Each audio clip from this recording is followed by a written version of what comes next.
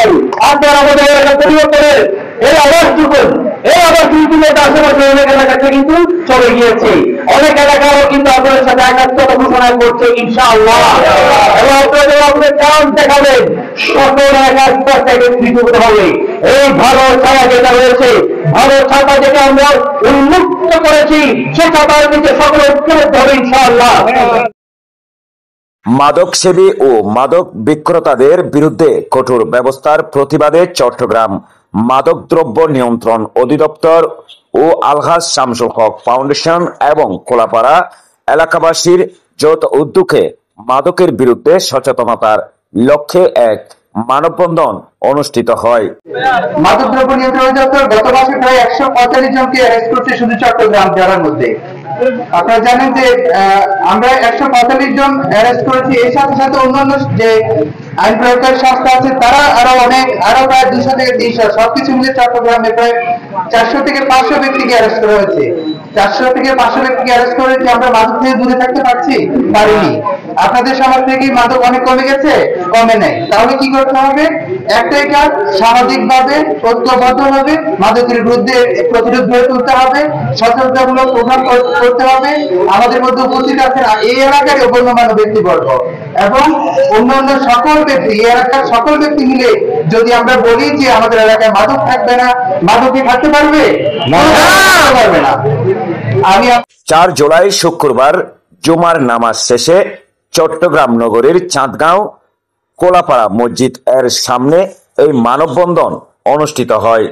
সমাজ নষ্ট হয়ে যাচ্ছে মাদকের কারণে, এই জন্য সচেতন করার জন্য সমাজকে একটু ওইটার জন্য আপনাদেরকে অনুরোধ করা হয়েছে এটা এখানে আসার জন্য। ওইটাই আমাদের বন্ধ করা উচিত, মাদক যেন বন্ধ হয়। এটা মাদক বিভিন্ন ধরনের মানে অন্য ধরনের কাজ করতেছে, এগুলা বন্ধ করার জন্য অনুরোধ আর কি। বিভিন্ন ধরনের অনেক রকম আর এগুলো হচ্ছে এখানে, অনেক কিছু হচ্ছে, চুরি ডাকাতি সবকিছু এখানে হচ্ছে এগুলো। এই সময় মানববন্ধনে উপস্থিত ছিলেন আলহাজ শামসুল হক ফাউন্ডেশনের চেয়ারম্যান প্রকৌশলী মোহাম্মদ নাসিরউদ্দিন, চট্টগ্রাম মাদক দ্রব্য নিয়ন্ত্রণ অধিদপ্তরের ডেপুটি ডিরেক্টর হুমায়ুন কবির, চাঁদগাঁও 4 নম্বর ওয়ার্ডের সাবেক কাউন্সিলর মাহবুব আলম, চাঁদগাঁও থানার পুলিশ সহ আরো অনেকে। আজকে আপনাদের এলাকা থেকে ঘোষণা এসেছে, যতক্ষণ জান আছে ততক্ষণ মাদকের বিরুদ্ধে যুদ্ধ চলবে। আমার মনটা বিশাল বড় হয়ে গিয়েছে। আমার মনে হচ্ছে যে জাতি জান দিতে প্রস্তুত, সেই জাতি বাধ্য নিয়ে কেউ ছিনিয়ে খেতে পারে না। আমার যুব সমাজ, আমার সাথে সেদিন যখন অফিসের কথা হয়েছে, সবাই ঐক্যবদ্ধ। এই ঐক্যবদ্ধতার কারণে উপস্থিত স্বতঃস্ফূর্তভাবে সকলে অংশগ্রহণ করার কারণে আমি একটু জিজ্ঞাসা করছি, আজকে যারা এখানে অংশগ্রহণ করেছে শত শত হাজার মানুষ, কাউকে কি 200 টাকা দেওয়া হয়েছে? কাউকে কি বিল্ডিং প্যাকেট অনুমতি দেওয়া হয়েছে?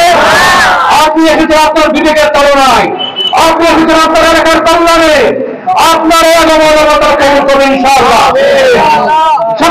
মানববন্ধনে শত শত নারী পুরুষ সহ আইনজীবী, সাংবাদিক, স্বেচ্ছাসেবী সংস্থা, স্বেচ্ছাসেবীগণ সহ সমাজ পরিবর্তনে নানা পেশার নারী পুরুষরা উপস্থিত ছিলেন।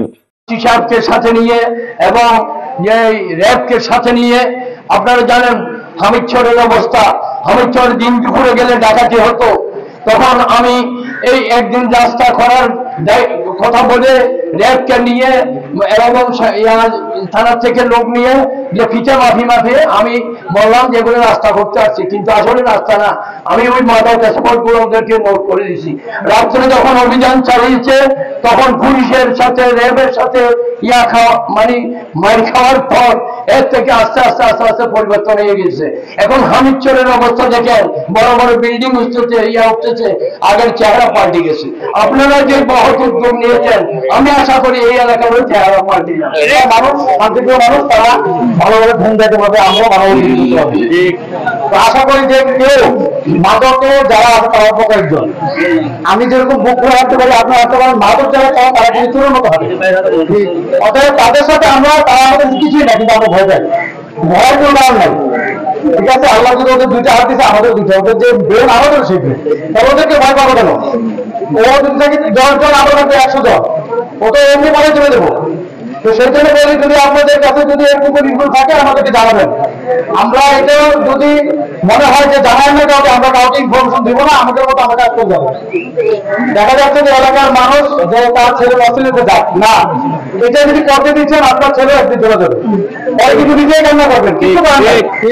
সেই জন্য বলবো যে আমাদের এলাকা থেকে মাদক জেনেও মাদক কিশোরকে যে কোনো অপরাধের উৎখাত করতে হবে, এবং আমি যদি অপরাধের জড়িত থাকি আমার বিরুদ্ধে ব্যবস্থা হোক। এটা মানববন্ধন শেষে মাদক বিরোধী একটি মিছিল এলাকার বিভিন্ন সড়ক প্রদক্ষিণ করেন।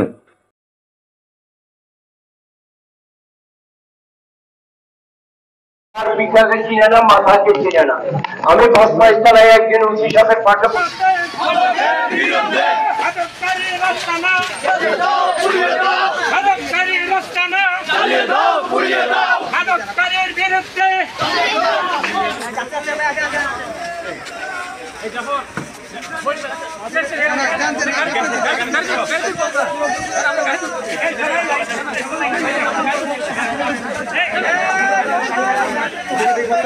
Hey!